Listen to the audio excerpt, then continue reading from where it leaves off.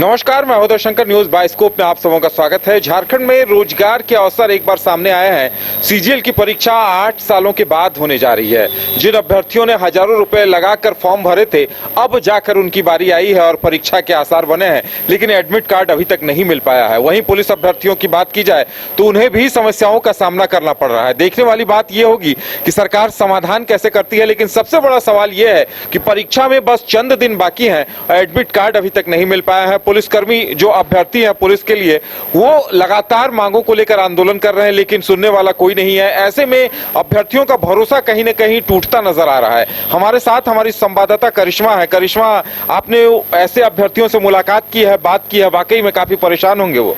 जी, पिछले 8 सालों से राज्य में सीजीएल की परीक्षा नहीं हुई है और इसको लेकर जब तिथि की घोषणा हुई तो अभ्यर्थी काफी खुश थे, क्योंकि आपको याद होगा उदय कि इससे पहले भी तारीख को एक्सटेंड किया गया। अभ्यर्थी काफी परेशान थे और ऐसे में कई बार जेएसएससी कार्यालय का घेराव भी हुआ। 15 दिसंबर को अभ्यर्थी कई विषयों को लेकर जेएसएससी कार्यालय पहुंचे थे। उनका कहना था कि एक तो 8 साल के बाद सीजीएल की परीक्षा हो रही है, लेकिन अब तक जो तिथि की घोषणा हुई है उसमें पहले से ही बहुत सारी परीक्षाएं, यानी कि पहले जो तिथि की घोषणा हुई थी वो 21 तारीख की थी और अभ्यर्थियों ने कहा था कि 21 तारीख को बदलकर कोई और तिथि की घोषणा अगर आयोग की ओर से हो जाए तो उन्हें काफी सहूलियत होगी। और ऐसे में आयोग की ओर से कुछ दिन के बाद नोटिफिकेशन भी जारी हो गया, क्योंकि अभ्यर्थियों ने कहा था कि 21 तारीख को जेपीएससी का बैकलॉग की परीक्षा है, सीटेट की भी परीक्षा है और ऊपर से सीजीएल की परीक्षा रहेगी, तो अभ्यर्थी कैसे परीक्षा देंगे। तो इसको देखते हुए नोटिफिकेशन जब जेएसएससी की ओर से जारी किया गया कि 28 जनवरी और 4 फरवरी को सीजीएल की परीक्षा होगी, तो अभ्यर्थियों में खुशी की लहर दौड़ पड़ी। उनका कहना था कि अब बहुत दिनों के बाद रोजगार का रास्ता साफ होगा, लेकिन अब तक एडमिट कार्ड डाउनलोड नहीं हो रहा है, लिहाजा अब अभ्यर्थी काफी आक्रोशित है। उनका कहना है कि महज अब कुछ दिन बचे हुए हैं, 7 से 8 दिन बचे हुए हैं और ऐसे में अगर एडमिट कार्ड डाउनलोड नहीं हो रहा है, अगर उन्हें सेंटर पता नहीं चल रहा है तो कैसे वो लोग एग्जाम देंगे। क्योंकि इस बार कहा जा रहा है, आंकड़े जो सामने आ रहे हैं, लगभग 8 से 9 लाख अभ्यर्थियों ने फॉर्म भरा था और परीक्षाएं वो लोग देंगे और ऐसे में सेंटर की घोषणा अब तक नहीं हुई है, तो अभ्यर्थी काफी परेशान है। एक तो अभ्यर्थियों की मांग रहती है उदय की ट्रांसपेरेंसी तरीके से यहाँ पर परीक्षा हो, और दूसरी ओर जब एडमिट कार्ड डाउनलोड नहीं हो रहा है तो अभ्यर्थी काफी परेशान है। आपने एक और सवाल पूछा कि जो झारखंड पुलिस का विज्ञापन निकला था उसमें भी अभ्यर्थी आंदोलन कर रहे हैं। उनका कहना है कि झारखंड पुलिस के विज्ञापन में कई त्रुटियां हैं। इसको लेकर अभी हाल के दिनों में अभ्यर्थी जो है सड़कों पर आंदोलन कर रहे थे, धरना प्रदर्शन कर रहे थे राजभवन के समक्ष। उनका कहना था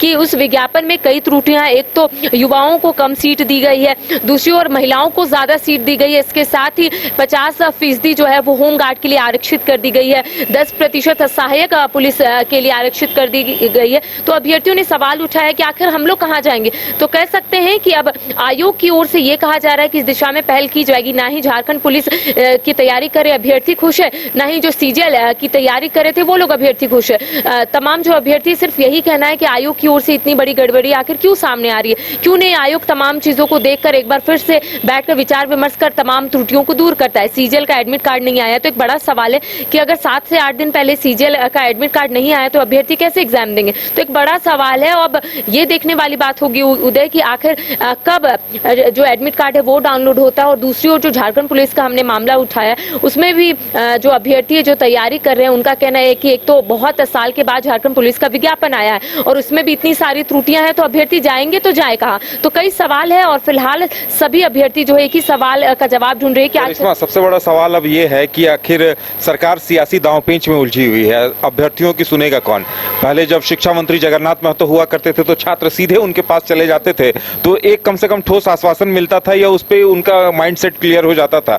लेकिन अब तो बहुत मुसीबत है छात्रों के सामने, क्यों अपनी मुश्किलें लेकर कहां जाएं और कौन सुनेगा उनकी। जी, आपने सही कहा कि पहले राज्य के जो शिक्षा मंत्री थे, फिलहाल अब हमारे बीच वो नहीं है, स्वर्गीय जगन्नाथ महतो। पहले कोई भी परेशानी अभ्यर्थियों को होती थी तो सीधा उनकी आवाज जाते थे और ऐसा माना भी जाता था कि जगन्नाथ महतो के पास जो लोग जाते थे उनकी समस्या वो जरूर सुनते थे और समाधान भी निकालते थे। लेकिन फिलहाल जो शिक्षा विभाग है वो खुद मुख्यमंत्री हेमंत सोरेन के पास है और ऐसे में अभ्यर्थियों ने ये दावा किया है कि जब भी वो मुलाकात करने की कोशिश करते हैं लेकिन मुलाकात नहीं हो पाती है, जिस वजह से अभ्यर्थी जो है काफी परेशान रहते हैं। उनका कहना है कि आखिर शिक्षा विभाग मुख्यमंत्री हेमंत सोरेन के पास है तो आखिर हम लोग किनसे मुलाकात करेंगे। कई बार ये लोग जरूर कई मंत्रियों से मुलाकात की, मंत्रियों की ओर से जरूर आश्वासन मिला है, लेकिन अब तक इनकी जो मांग है वो पूरी नहीं हुई है। एक तो आपने सही कहा कि झारखंड की सियासी सरगर्मी तेज हो गई है, खुद सरकार जो है वो काफी परेशानियों से घिरी हुई है। ऐसे में मुख्यमंत्री हेमंत सोरेन भी काफी परेशानियों से घिरे हुए।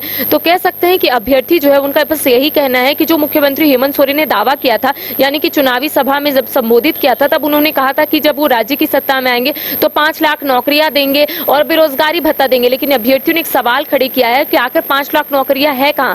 हर साल मुख्यमंत्री हेमंत सोरेन ने दावा किया था। इसके साथ ही अभ्यर्थियों ने एक और सवाल खड़ा किया है कि आखिर बेरोजगारी भत्ता के नाम पर सरकार अब तक अभ्यर्थियों को दी क्या है, युवाओं को दी क्या है? तो कई सवाल उठ रहे हैं, अभ्यर्थी लगातार उठा रहे हैं। लेकिन एक और आपने देखा होगा उदय कि कई बार मुख्यमंत्री हेमंत सोरेन सभा को संबोधित करते हुए यही बोलते हैं कि सरकार रोजगार का रास्ता साफ करेगी, बहुत जल्द बम्पर बहालियां यहां पर निकलेगी। लेकिन अभ्यर्थियों ने कहा है कि सिर्फ यहां पर बाहरियों को एंट्री दी जाती है, हम लोग ऐसे ही रह जाते, तैयारी करते हैं। एक तो आपने अभी हाल फिलहाल में देखा होगा उदय की कई जो अभ्यर्थी है जो एसएससी कार्यालय पहुंचे थे, चाहे लैब असिस्टेंट हो, चाहे जेएसएससी की ओर से जेईई की परीक्षा ली गई थी, अब तक परिणाम सामने नहीं आए हैं और उसमें भी अभ्यर्थी जो है काफी फ्रस्ट्रेटेड है। उनका यही कहना है कि मुख्यमंत्री हेमंत सोरेन एक और बोले रोजगार का रास्ता साफ होगा और दूसरी ओर परीक्षा भी ली गई है और उसका परिणाम सामने नहीं आया। तो अभ्यर्थियों ने कहा है कि अब कैसे भरोसा करें कि हम लोगों का भला होगा झारखंड में। तो फिलहाल झारखंड के अभ्यर्थी काफी परेशान है और कई सवाल फिलहाल सरकार और जेएसएससी से पूछते हुए नजर आ रहे हैं। बिल्कुल, तो अभ्यर्थियों के सामने कंफ्यूजन है, हताशा है, निराशा है